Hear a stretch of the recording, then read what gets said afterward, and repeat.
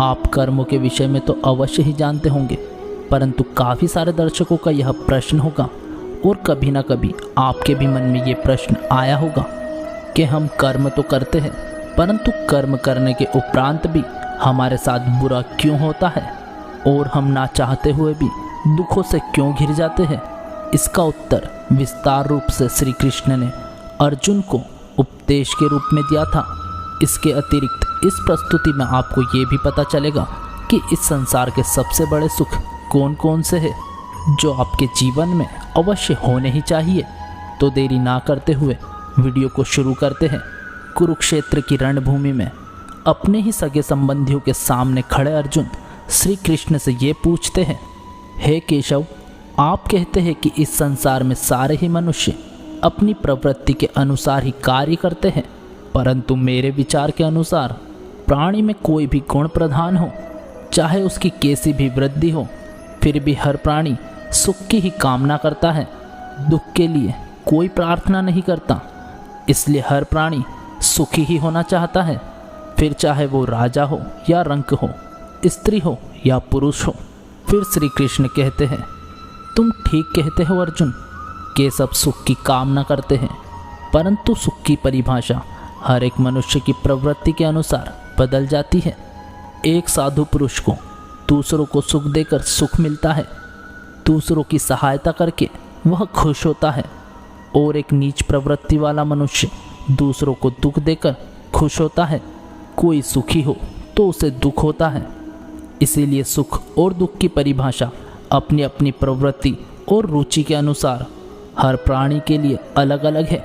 जब भी जीवन में दुख आता है तो व्यक्ति उस दुख में बंध जाता है, जबकि वह सुखी तो होना चाहता है, परंतु उसके जीवन में आया दुख उसे सुखी होने नहीं देता। वहीं दूसरी ओर मनुष्य के जीवन में जब सुख आता है तो वह उसमें इतना खुश हो जाता है कि वह भविष्य में आने वाले दुखों की चिंता ही नहीं करता और फिर उसी बंधन में फंस कर रह जाता है।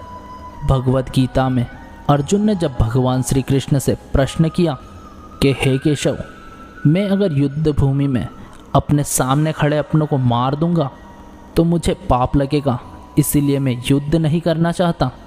श्री कृष्ण कहते हैं, तुम युद्ध से मिलने वाले लाभ और हानि, सुख और दुख को एक समान समझो, फिर तुम्हें कोई पाप नहीं लगेगा। इसी तरह संसार में हमें सुख और दुख दोनों ही बंधन में डालते हैं। शास्त्रों में कहा गया है, जो भी व्यक्ति अपनी आत्मा का कल्याण चाहता हो उसे आस्तिक बनना चाहिए और भगवान की पूजा करनी चाहिए, परंतु मनुष्य सुख में भगवान की पूजा नहीं कर पाता और दुख में भी पूजा नहीं कर पाता। इसीलिए मनुष्य को सुख और दुख दोनों ही बंधन में डालते हैं। भगवद गीता में बताया गया है कि सुख और दुख दोनों ही मौसम की तरह आते जाते रहते हैं, इसीलिए प्राणी को इन्हें झेलना सीखना चाहिए। इसका अर्थ ये हो सकता है, अगर सुख आया है तो दुख भी आएगा, और दुख आया है तो सुख भी एक दिन अवश्य ही आएगा।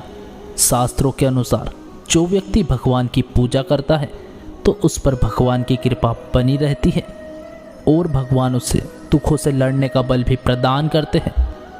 अगर कोई व्यक्ति सुख और दुख में समान भाव रखे तो वह मुक्ति के योग हो जाता है, अर्थात जो व्यक्ति सुख और दुख में समान भाव नहीं रखता वह मुक्ति के योग्य नहीं है।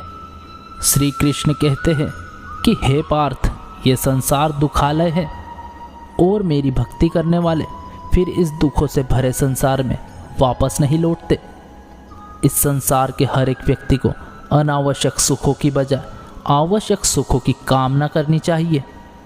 ऐसे ही हमारे धर्म ग्रंथों में कुछ सुखों के बारे में वर्णन किया गया है, जिन्हें एक एक करके हम आपको बताएंगे।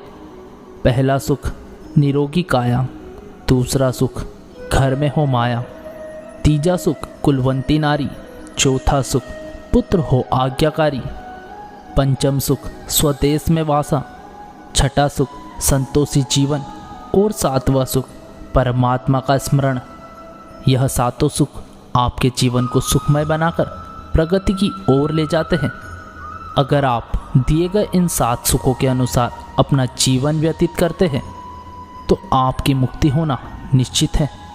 दोस्तों, आज की इस वीडियो में बस इतना ही। आशा करते हैं आपको ये वीडियो ज़रूर पसंद आया होगा। अगर वीडियो पसंद आया हो तो वीडियो को लाइक और चैनल को सब्सक्राइब ज़रूर करिएगा।